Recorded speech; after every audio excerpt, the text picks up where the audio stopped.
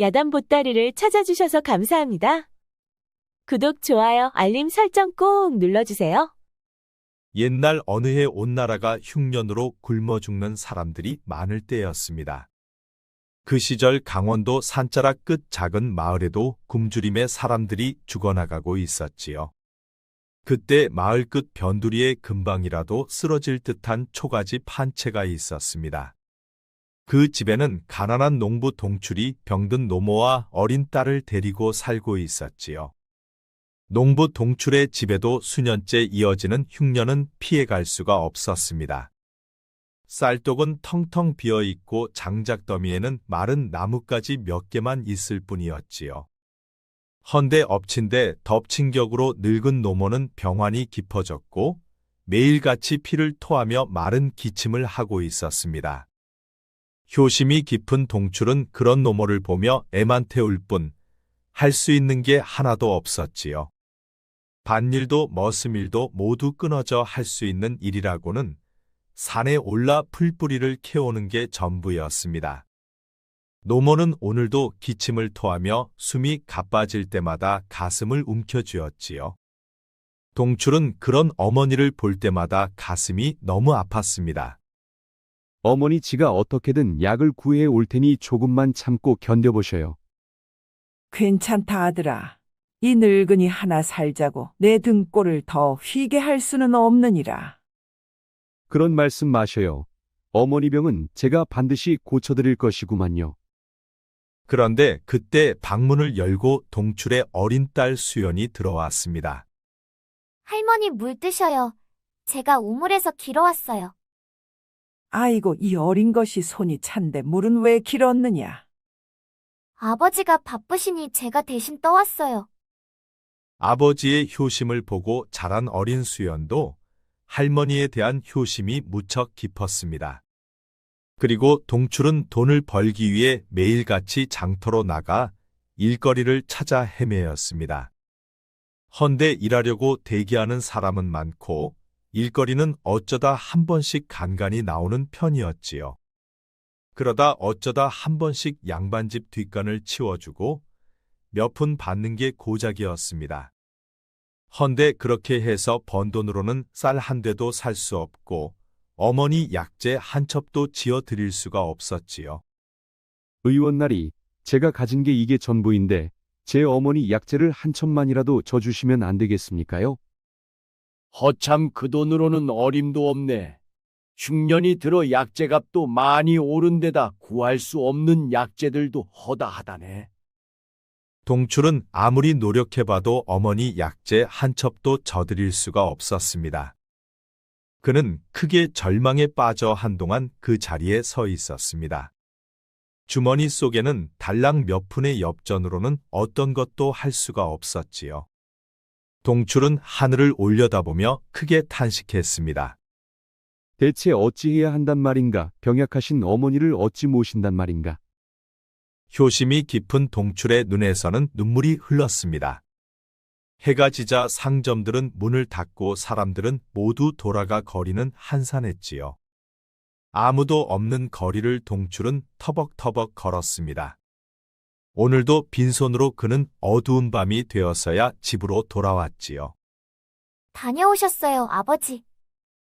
착하고 효심이 깊은 어린 딸이 달려나와 동출을 반겨주었습니다. 오냐 그래, 할머님께 죽은 드렸느냐? 내 마지막 남은 쌀로 죽을 끓여드렸어요. 그래 잘했다. 동출은 어린 딸을 꼭 안았습니다. 한 줌 남은 쌀로 어머니 죽을 끓여드리고 딸은 굶었을 게 뻔했지요. 내가 많이 배가 고프겠구나. 저는 낮에 많이 먹어서 괜찮아요, 아버지. 그러니 제 걱정은 마셔요. 안고 있는 딸의 배 속에서는 꼬르륵 소리가 나고 있었습니다. 동출은 가슴이 너무 아팠지요. 그날 밤 부녀는 허기진 배를 움켜잡고 잠이 들었습니다. 그리고 다음날 아침이 되었지요. 동출은 오늘도 장터로 나갈 준비를 하고 있었습니다. 헌데 그때 마을에서 제1부자 김진산의 하인이 찾아왔지요. 어서 오시오. 아침 일찍 어인일이시오? 내가 찾아온 것은 다른 게 아니라 진사나리께서 어린 여종이 하나 필요하다 하시네. 자네 딸 수연이 착하고 똑똑하니 나리께 보내보면 어떻겠나. 동출은 그 말에 가슴이 철렁 내려앉았습니다. 아니 어린 것을 여종이라니요. 걱정은 말게. 먹여주고 재워주고 굶지는 않을 테니. 그리고 쌀도 주고 자네 어머님 약값도 드린다 하셨네. 이런 시국에 얼마나 좋은 기회인가. 요즘 같은 세상에 굶어 죽는 사람이 어디 한둘인가. 그래도 어린 것을 여종으로 보내는 것은 아비로서 허락할 수가 없어. 거참 그렇게 반대할 일만은 아니네. 내 특별히 자네를 생각해서 일부러 찾아온 것이야. 내 며칠간 말미를 줄 테니 잘 생각해보게. 너무 늦으면 그 자리도 다른 이들에게 빼앗길 수 있으니 말이야. 김진사댁 하인이 돌아가고 동출은 머릿속이 무척 복잡했습니다. 아비로서 어린 딸을 여종으로 보내는 것은 도저히 용납할 수가 없었지요. 하지만 못난 자신 때문에 딸아이가 굶는 것을 차마 보고 있을 수도 없었습니다. 그리고 방 안에서는 병든 어머님이 피를 토하며 기침하는 소리가 계속 들려오고 있었지요. 동출은 답답한 마음에 다시 장터로 향했습니다. 오늘도 부지런히 일거리를 찾아다녔지요. 그런데 그때였습니다. 장터 끝자락 한편에 사람들이 모여있고 소란스런 소리가 들려왔지요. 동출은 무슨 일이 있나 싶어 그곳으로 가보았습니다. 그런데 이게 무슨 일이랍니까? 자신의 어린 딸이 약재상에게 붙들려 매를 맞고 있는 게 아니겠습니까? 깜짝 놀란 동출은 얼른 달려가 그에게서 딸을 빼앗았습니다. 아니 어린아이에게 이게 무슨 짓이요? 갑자기 아버지가 나타나자 어린 딸이 깜짝 놀랐습니다. 아버지 죄송해요. 그러니까 당신이 이 아이 아비오. 그렇소만 무슨 일로 내 아이에게 손을 대는 것이요? 이 아이가 내 약재를 훔쳤네. 어쩔 텐가? 자네가 보상을 할 것인가? 아니 무슨 말을 그리 하시오. 내 아이는 절대 그럴 아이가 아니요. 자네 딸 손에 들려있는 것을 보고도 모르겠나.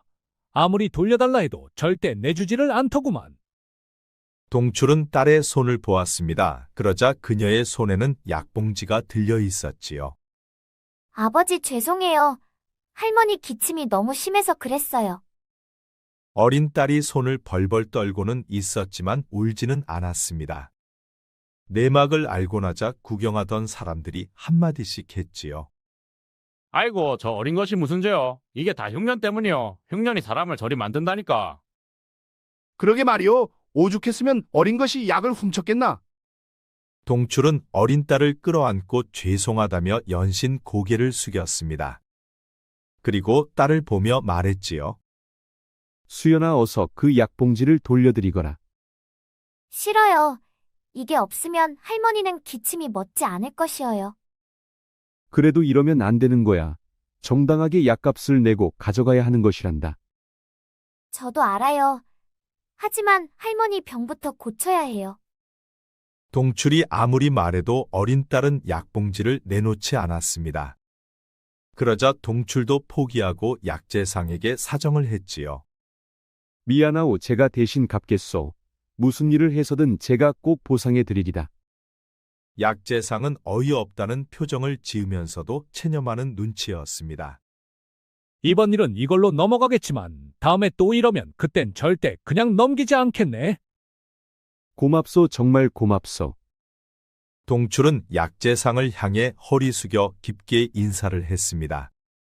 그때까지도 어린 딸은 약봉지를 가슴에 꼭 안은 채 절대 놓지를 않았지요. 동출은 딸의 손을 잡고 집으로 향했습니다. 미안하구나 수연아. 이게 다 이 아비가 못난 탓이다. 아니에요, 아버지. 굶어 죽는 사람도 많은데 아버지는 지금까지 할머니와 저를 굶기진 않으셨잖아요. 그리고 이제부터는 저도 뭐라도 할 것이어요. 동출의 눈에서는 눈물이 흐르고 있었습니다. 그는 딸이 볼까봐 눈물을 닦지도 못하고 불어오는 바람에 눈물을 날려보냈지요. 집으로 돌아왔을 때 할머니의 기침은 더욱 심해져 있었습니다. 할머니 여기 약을 가져왔으니 조금만 기다리셔요. 얼른 약을 다려올게요. 아이고 얘야. 내가 어떻게 약을? 어린 딸은 얼른 달려나가 부엌으로 들어갔습니다. 그리고 화로에 불을 붙여 할머니 약을 달였지요. 잠시 후 어린 손녀가 할머니 탕약을 가져왔습니다. 할머니 뜨거우니 천천히 드셔요. 할머니는 고사리 같은 손으로 손녀가 약을 가져오자 두 눈에 눈물이 고였습니다. 그래 고맙다 아가. 잘 먹으마. 할머니는 탕약을 받아 천천히 마셨습니다. 그때 동출은 마당 한켠에 앉아 가슴을 치고 있었지요. 자신은 어머니에게 약 한 첩도 져드리지 못했는데 어린 딸이 나서서 할머니 약을 다려드리는 것을 보고 눈물을 흘리지 않을 수가 없었습니다. 수연이 나보다 낫구나. 불쌍한 지고. 다음 날 아침 어머니의 기침은 잦아들어 있었습니다. 어제 어린 딸이 다려드린 탕약 때문인 것 같았지요. 동출은 생각이 많았습니다. 엊그제 다녀간 김진사댁 하인의 말이 떠올랐지요. 수연을 종으로 보내주면 어머니 약값과 쌀을 준다는 말이 생각났습니다. 그리고 어머니가 탕약만 계속 드실 수만 있다면 병세도 좋아질 것 같았지요. 그리고 또 어제 어린 수연의 야무진 행동을 보았을 때 어디서든 적응을 잘 알 수 있을 것만 같았습니다. 그러다 보니 동출은 어머니를 위해 또 수연을 위해 그녀를 김진사댁 여종으로 보내는 것이 낫겠다는 생각도 들었지요. 그리하면 수연도 배를 곪지 않으니 모두에게 좋을 것 같았습니다. 다음 날 날이 밝자 김진사댁 하인이 또 찾아왔습니다. 그래, 생각은 충분히 해보았나? 수연이 가면 무슨 일을 하는 것이요? 작은 아씨 몸종 역할을 할 것이네. 말동무도 해드리고 항상 작은 아씨 곁에 붙어있는 것이지. 들어보니 심하게 힘든 일은 아니었습니다. 그러자 안심도 되었지요. 그리하겠소. 대신 수연이가 외롭지 않게 잘 좀 신경 써주시오. 나보다도 작은 아씨하고 정이 들면 외롭진 않을 것이야. 작은 아씨도 심성이 고와 수연이에게 잘해줄 것이네. 작은 아씨의 심성이 곱다는 말에 동출은 마음이 좀 놓였습니다. 그리하여 수연을 보내기로 마음을 먹었지요. 잠시만 기다려 주시오. 동출은 방에서 수연을 불러내 그녀에게 조심스럽게 말을 꺼냈습니다. 수연아, 이 아비가 내게 너무 면목이 없다. 무슨 일이셔요, 아버지? 동출은 말을 쉽게 꺼내지 못했습니다. 수연이 고개를 돌려보니 마당 한켠에는 김진사댁 하인이 기다리고 있었지요. 수연은 아버지의 얼굴을 보았습니다. 아버지의 두 눈이 촉촉히 젖어 있었지요. 아버지, 제가 김진사댁으로 가면 되나요? 그 순간 동출은 울음을 참지 못하고 눈물을 터뜨렸습니다. 그리고 그는 수연을 버락 안았지요. 이 아비가 정말 미안하다. 알았어요, 아버지. 제 걱정은 마셔요. 제가 가서 할머니 병만 나으면 돼요. 두 부녀는 한참을 부둥켜 안고 눈물을 흘렸습니다. 할머니께는 나중에 아버지께서 말씀드려 주셔요. 지금은 병이 깊으시니 말하지 않는 게 좋을 것 같아요. 어린 딸은 입은 옷 그대로 김진사댁 하인을 따라 나섰습니다.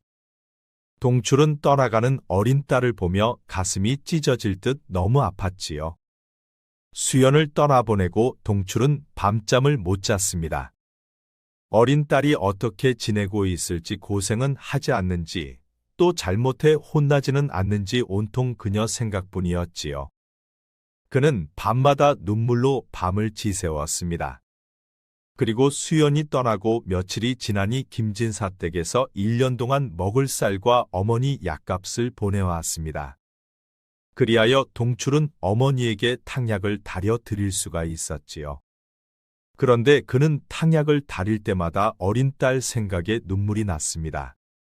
어린 수연이 여종으로 들어가는 대가로 어머니 약을 다리고 있었기 때문이었지요. 그렇게 며칠이 지난 어느 날 수연이 보이질 않자 어머니가 물어왔지요. 얘 요새 수연이 보이질 않는구나. 어딜 간 것이냐? 동출은 어머니의 두 손을 잡고 말했습니다. 김진사댁 작은 아씨가 말동무가 필요하다 해서 그리 갔어요, 어머니. 저런 그 집 몸종으로 들어간 것이구나. 어머니의 두 눈이 촉촉해지면서 그녀는 고개를 돌렸습니다. 어린 수연이 그 집에 몸종으로 들어간 것도 다 자신 때문이라 생각했지요. 어머니 너무 걱정 마셔요. 수연이 똑똑하니 잘하고 있을 것이에요. 그리고 작은 아씨 심성이 고와 수연이에게도 잘해줄 것이라 했구만요. 수연을 떠나보내고 동출은 틈만 나면 김진사댁 담장 너머 안을 살펴보았습니다. 수연의 얼굴이라도 한번 보고 싶은 요량해서 였지요. 그렇게 동출은 수연을 떠나보낸 후 한시도 그녀를 잊지 못했습니다. 그런데 어느 날부턴가 갑자기 어머니의 병세가 더욱 심해져 동출도 알아보지 못했습니다. 탕약을 계속 들이면서 병세가 호전되는 듯 하더니 어느 순간 갑자기 병세가 무척 심해졌지요. 아무리 탕약을 들여봐도 심해진 병세는 좋아질 기미가 보이질 않았습니다. 그러자 동출은 얼른 달려가 의원을 모셔왔지요. 병세가 깊어 손쓰기에는 이미 늦었네. 마음의 준비를 하시게. 아니 며칠 전까지만 해도 병세가 좋아지는 듯 하더니 갑자기 병세가 심해졌습니다요. 그것은 아마도 스스로 생을 마감하려 한 것 같네. 살 의지가 없으니 병세도 급격히 심해진 것이야. 의원이 떠나고 동출은 어머니의 두 손을 잡았습니다. 어머니, 제발 돌아오셔요. 어찌하여 떠나려 하십니까? 동출이 울고불고 외쳐봤지만 어머니의 정신은 돌아오지를 않았습니다. 그리고 며칠 후 어머니의 숨이 가빠지더니 급기야는 숨을 거두고 말았지요. 동출의 통곡 소리는 마당을 넘어 마을까지 들렸습니다. 3일 후 마을 사람들은 어머니를 양지 바른 곳에 묘를 써주었습니다. 동출은 어머니 묘지 앞에 앉아 하염없이 눈물을 흘렸지요. 어머니, 이 불효막심한 아들을 용서하십시오. 어머니를 제대로 모시지 못한 이 불효자는 가슴이 아픕니다. 어머니를 떠나보낸 동출은 모든 의욕을 잃었습니다. 그 후로 그는 허구한 날 마루에 앉아 넋나간 사람처럼 앉아만 있었지요. 그리고 그는 마을 사람들에게 부탁해 할머니의 죽음을 수연에게 알리지 말아 달라고 부탁했습니다. 그렇게 몇 달이 지나고 봄이 되어서야 그는 밭에 나가 농사일을 시작했습니다. 그리고 일 마치고 돌아올 때면 항상 김진사 집 담장 밖에서 안을 들여다보곤 했지요. 그는 하나밖에 없는 딸 수연이 너무너무 보고 싶었습니다. 그러던 어느 날 어린 딸이 무거운 물동이를 나르는 모습을 보게 되었지요. 그녀는 무거운 물동이를 끙끙거리며 나르고 있었습니다. 그 모습을 본 순간 동출의 가슴이 너무 아팠습니다. 아니 작은 아씨 몸종이 아니었나? 어째 저리 무거운 물동이를 드는 것이야. 동출은 당장이라도 달려가 어린 딸을 데려 나오고 싶었습니다. 하지만 이미 수년치 쌀과 약값을 받은 터라 그리 할 수도 없었지요. 그는 그저 가슴만 태운 채 어린 딸이 고생하는 것을 지켜볼 수밖에 없었습니다. 한편 어린 딸은 김진사 댁에서 하루하루를 힘겹게 버티고 있었습니다. 새벽부터 밤늦게까지 이어지는 일은 한시도 쉴 틈이 없었지요. 얘, 너는 왜 이렇게 꾸물거리는 것이야? 어서 하지 못해. 네, 알겠어요. 어린 딸은 힘들어 하면서도 입술을 꽉 물었습니다. 자신이 견뎌내야만 할머니 약값이 나오고 할머니 병을 고칠 수 있기 때문이었지요. 작은 아씨의 비단옷을 실수로 태워 먹은 후로 그녀는 작은 아씨에게 버림받았습니다. 헌데 쫓겨날까봐 스스로 굳은 일이라도 하겠다며 끝까지 버티는 바람에 허드렛 일을 하게 되었지요. 어린 딸은 밤마다 할머니가 보고 싶어 눈물을 흘렸습니다. 할머니 꼭 나으셔야 해요. 그래서 건강하게 오래오래 사셔야 해요. 어린 딸은 할머니가 이미 세상을 떠난지도 모르고 밤마다 그녀를 위해 건강하게 해달라고 기도를 올렸습니다. 그리고 아버지도 너무너무 보고 싶었지요. 아버지 동출은 허구한 날 담장 밖에서 안을 들여다보았고 어린 딸은 갖은 고통을 견디며 하루하루를 보냈지요. 그렇게 10년이 흐른 어느 날이었습니다. 어린 딸은 어느새 처녀의 면모를 갖추었지요. 날이 오늘 수확한 곡식과 장에 내다판 곡식 그리고 창고에 남아있는 재고를 모두 장부에 기록해두었습니다. 그래, 수고했다. 내 장부 관리 솜씨는 군더더기 없이 깔끔하니 보기도 좋구나. 수연은 김진사의 장부를 맡고 있었습니다.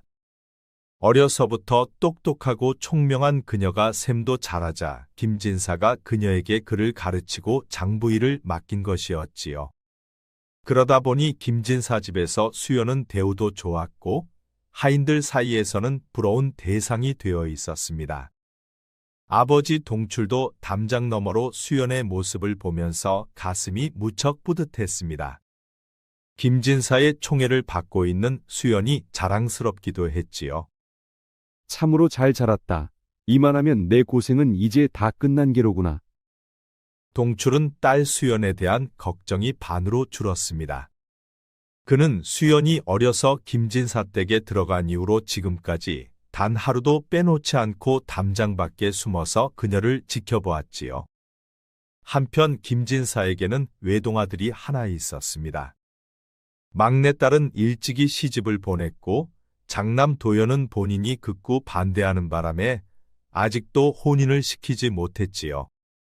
아버지 김진사가 아무리 좋은 신부감을 골라줘도 장남 도연은 무슨 이유에서인지 혼인을 끝까지 거부했습니다. 아들아, 이제 더 늦으면 안 되느니라. 어찌하여 혼인을 하지 않으려는 것이냐? 아버지, 저는 혼인할 생각이 없어요. 그러니 이제 그만 좀 혼인하라 하지 마셔요. 아이고 아들아, 내가 혼인의 자식을 낳지 않으면 우리 가문의 대가 끊기는데 이를 어쩌려고 그러는 것이냐? 김진사는 숨이 멎을 듯 가슴이 답답했습니다. 사지도 멀쩡하고 학식도 높아 장차 미래가 촉망되는 아들이건만 혼인만은 극구 반대를 하고 있었지요. 설마 저놈이 고자는 아니겠지? 김진사는 별의별 생각이 다 들었습니다. 김진사는 대가 끊길까봐 걱정이 이만저만이 아니었지요. 다음날 장남 도연은 자신의 서재에서 책을 읽다 말고 창밖을 바라보았습니다. 마당을 지나가는 수연의 모습을 보았기 때문이었지요. 수연이다. 도연은 자신도 모르게 미소 띤 얼굴로 책장을 덮었습니다. 그리고 지나가는 수연의 뒷모습을 물끄러미 바라보았지요. 언제부턴가 그는 수연을 좋아하고 있었습니다. 비록 신분의 차이는 있었으나 그는 그런 것은 개의치 않았지요. 그녀가 여종일지언정 도연에게는 그저 매력적인 여인일 뿐이었습니다. 수연이라면 내 평생 함께 해도 좋을 것 같아. 나는 수연이 없이는 안 돼. 도연이 혼인을 하지 않는 이유가 바로 수연 때문이었습니다. 그의 가슴 속에는 오로지 수연뿐이었지요. 그날 밤 늦은 시각 모두가 잠이 들자 장남 도연은 슬며시 자리에서 일어났습니다. 그리고 그는 소리 없이 방문을 스르르 열고 밖으로 나왔지요. 도연은 아버지 계신 방 쪽을 한번 살핀 후 조용히 수연이 있는 방 쪽으로 향했습니다. 그리고 그는 소리 없이 방문을 열고 수연의 방으로 들어갔지요. 그리고 그는 자고 있는 수연 옆에 누웠습니다.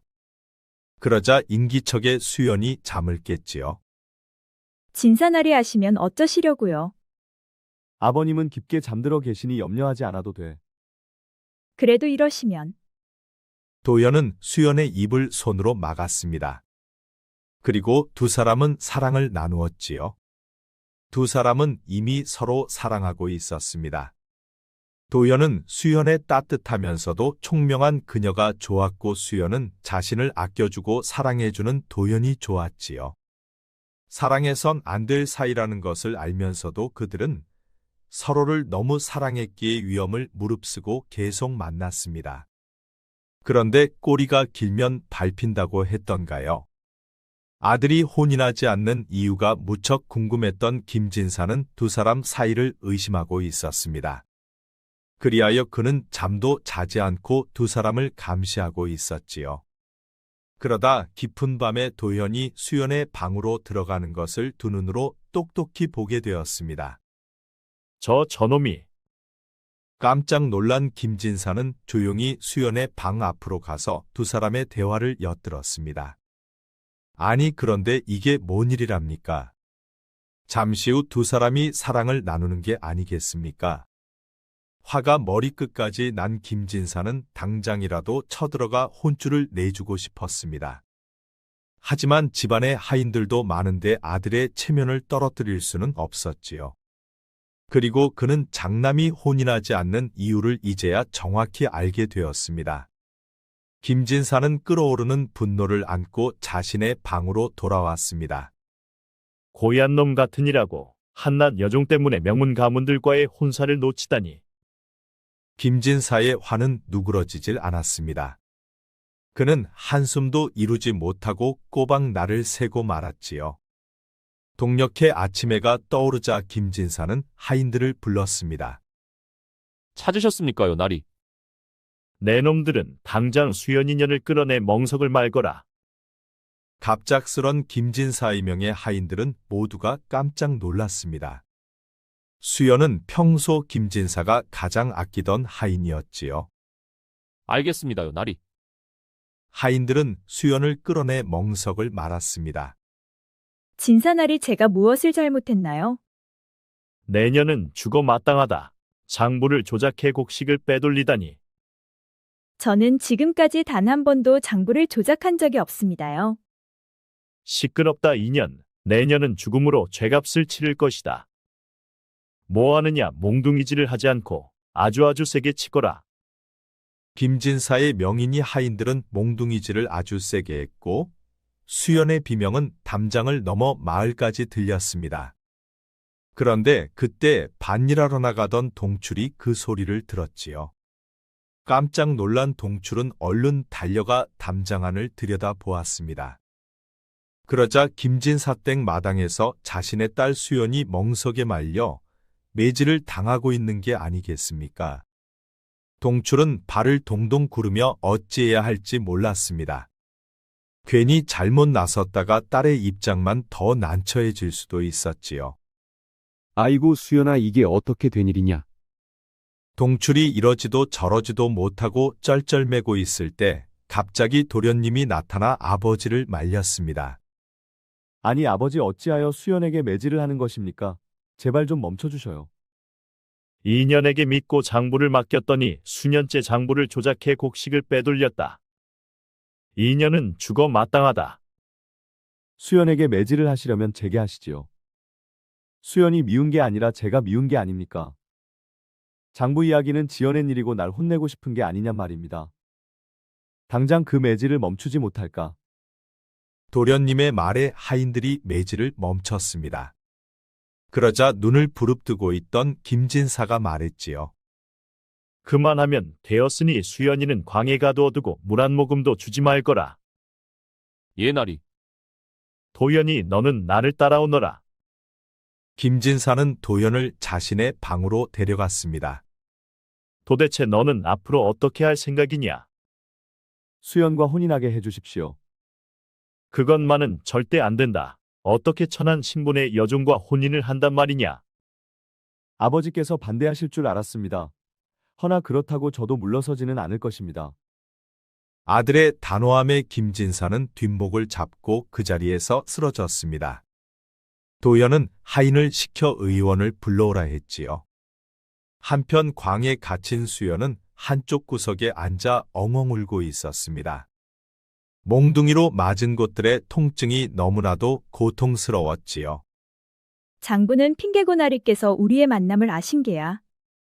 이제 진사나리까지 알게 되었으니 나보다도 도련님이 더 걱정이 되는구나. 수연은 자신의 고통보다 도련님의 입장이 더욱 염려가 되었습니다. 아버지 김진사의 노여움을 도련님이 어떻게 견뎌낼지 무척 걱정이 되었지요. 한편 의원이 맥을 짚고 물러간 뒤 김진사는 사랑채 안에서 힘겹게 몸을 일으켰습니다. 얼굴은 잿빛이었고 가슴은 들썩거렸지요. 저놈이 내 속을 이렇게 썩이다니. 도연은 아버지 곁에 말없이 앉아 있었습니다.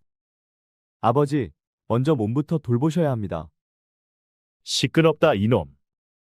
내 놈 때문에 대가 끊기고 조상님들 뵐 면목이 없다. 내가 너를 어떻게 키웠는데 그깟 종년 하나에 눈이 멀어 가문을 끝장내려 하느냐. 제겐 가문도 중요하지만 수연도 중요합니다. 그러니 수연과의 혼인을 허락해 주십시오. 김진사는 또다시 뒷목을 잡았습니다. 다시는 감히 그 말을 입에 올리지 말거라. 내가 그 계집을 포기하지 않으면 나는 너를 아들로 인정하지 않겠다. 그 말에 도현도 충격을 크게 받았습니다. 그리고 그날 담장 밖에서 동출은 밭일도 가지 못한 채 하루 종일 조마조마한 마음으로 발만 동동 구르고 있었지요. 수연이 매질을 당하고 광에 갇혀 있었기 때문에 아버지 동출은 가슴이 아파 아무것도 할 수가 없었습니다. 진사나리 제발 수연을 벌하지 마십시오. 동출은 자신이 대신 매를 맞고 벌을 달게 받고 싶었습니다. 하지만 행동은 그리할 수가 없었지요. 자신 때문에 수연이 더욱더 곤란해질 수 있었기 때문이었습니다. 동출은 끝내 아무것도 하지 못한 채 애만 태우고 있었지요. 다음날 새벽이 밝아오자 김진사는 하인을 불렀습니다. 광에 갇힌 계집은 아직 숨이 붙어 있느냐? 예, 나리. 오늘도 물 한 모금 주지 말거라. 감히 넘봐서는 안 되는 것을 넘본 대가를 톡톡히 치러야 한다. 그러자 그때 도현이 달려와 아버지에게 말했습니다. 아버지, 그러다 수연이 죽습니다. 죽으면 죽는 것이다. 감히 어딜 넘본단 말이냐? 그런 계집 하나쯤은 없어져도 된다. 도현은 아버지의 바짓가랑이를 잡고 애원을 했습니다.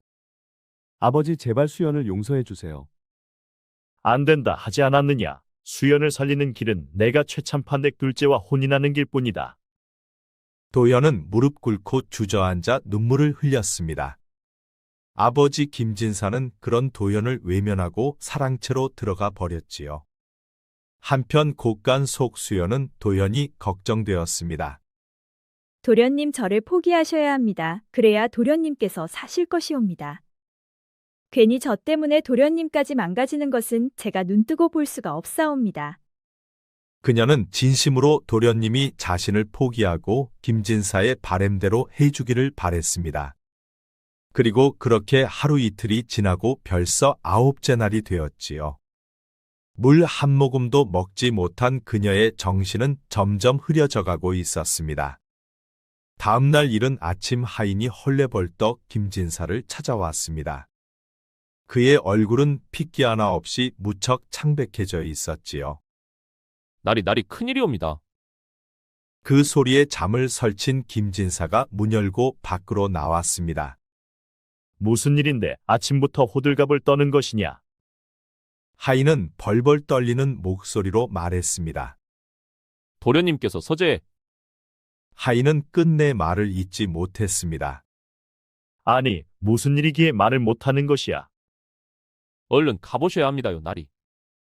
김진사는 뭔가 심상치 않다는 것을 느끼고 부랴부랴 아들의 서재로 달려가 보았습니다. 아니 그런데 이게 무슨 날벼락이랍니까? 문을 열고 들어간 김진사는 너무 놀라 입을 다물지 못했지요. 하나밖에 없는 자신의 외동아들이 싸늘한 주검이 되어 있었습니다. 한쪽 벽에는 새끼줄이 걸려 있고 바닥에는 얼굴이 까맣게 변해버린 아들이 누워 있었지요. 아니, 아들아 이게 어찌된 일이냐? 어서 눈 좀 떠보거라. 김진사는 도현의 손을 잡아보았습니다. 허나 아들의 몸은 이미 차갑게 식어 있었지요. 김진사는 숨이 막혀 소리조차 나오질 않았습니다. 아이고, 내 아들 도연아. 김진사는 그 자리에 주저앉고 말았습니다. 그런데 아들의 품속에 유서가 들어 있었지요. 김진사는 유서를 꺼내 읽어보았습니다. 불효자는 끝내 아버님의 뜻을 따르지 못하고 먼저 떠나옵니다. 수연은 죄가 없사옵니다. 모든 것은 이 아들의 선택이었고 제 불찰이옵니다. 그리고 수연의 뱃속에는 제 아이가 자라고 있습니다. 그러니 아버지께서 수연을 너그러이 용서하시어 제 아이를 순산할 수 있도록 도와주십시오. 아버지께서 그토록 권하시던 가문의 대를 잊지 못해 정말 죄송합니다. 부디 건강하게 오래오래 사시고 저의 부인이자 수연의 뱃속에 있는 저희 아이를 굽어 살펴주십시오. 그럼 불효자 도연 이만 붓을 놓사옵니다. 김진사의 통곡은 사랑채를 넘어 담장까지 넘어갔습니다. 그러자 담장 밖에 서 있던 동출도 도연의 죽음을 알게 되었지요. 동출의 가슴이 쿵하고 내려앉았습니다. 아니 도련님이 이렇게 가시다니. 수연과 도련님의 관계를 알고 있던 동출은 수연이 너무너무 걱정되었습니다. 사랑하는 사람을 잃은 딸 수연이 그 아픔을 어떻게 견뎌낼 수 있을지 심히 걱정이 되었지요. 그리고 김진사가 쓰러지는 바람에 며칠이 지나서야 도연의 장례를 치를 수가 있었습니다. 아들을 땅에 묻은 김진사는 방 안에 틀어박혀 밖으로 나오질 않았지요. 그리고 수연은 광에서 풀려나 별채에서 출산을 위해 몸조리에 들어갔습니다. 하지만 그녀는 울지 않는 날이 없었지요.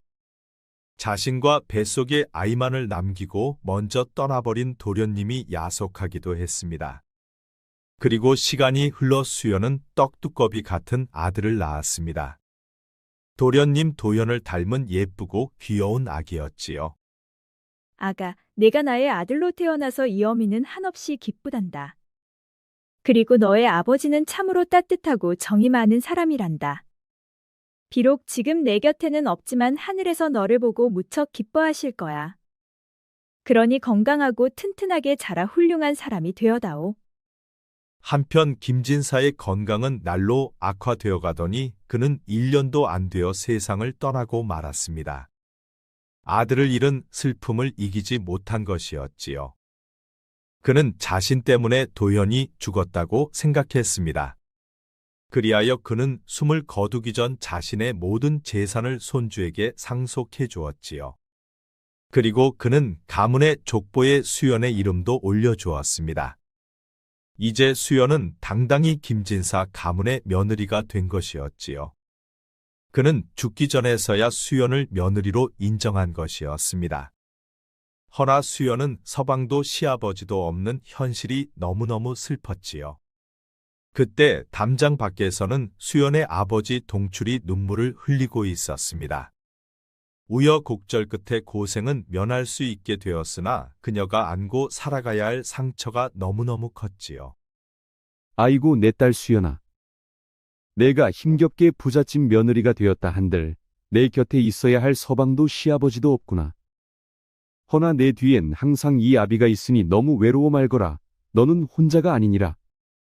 동출은 자신의 딸 수연이 어려서 김진사 댁 여종으로 팔려갔을 때부터 지금까지 단 하루도 거르지 않고 그녀를 담장 밖에서 지켜보았습니다. 그러다 보니 수연이 겪은 수많은 고통과 아픔을 동출은 항상 같이 했었지요. 수연이 웃을 때 같이 웃었고 수연이 울을 때 같이 울었습니다. 그래서 수연의 삶을 누구보다 그가 가장 잘 알고 있었지요. 그리고 시간이 흘러갔습니다. 어느덧 수연의 아들이 무럭무럭 자라 있었지요. 어머니 어서요. 어서 나오셔요. 그래 아들아 잠시만 기다려주렴. 도련님, 조금만 기다리시면 마님께서 곧 나오실 것이구만요. 그러니 조금만 참고 기다려보셔요. 이제 수연은 김진사 댁에서 마님이 되어 있었습니다. 마님, 지가 앞장설 테니 지만 따라오셔요. 그래 앞장서거라. 그녀는 아들의 손을 잡고 친정 아버지를 찾아갔습니다. 동출어른 마님께서 오셨구만요.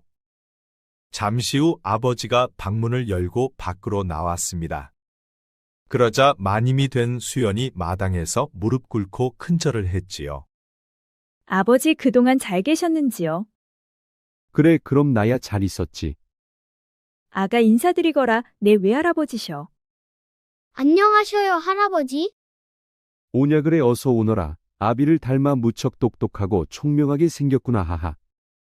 동출은 손주를 가슴으로 꼭 안아주었습니다.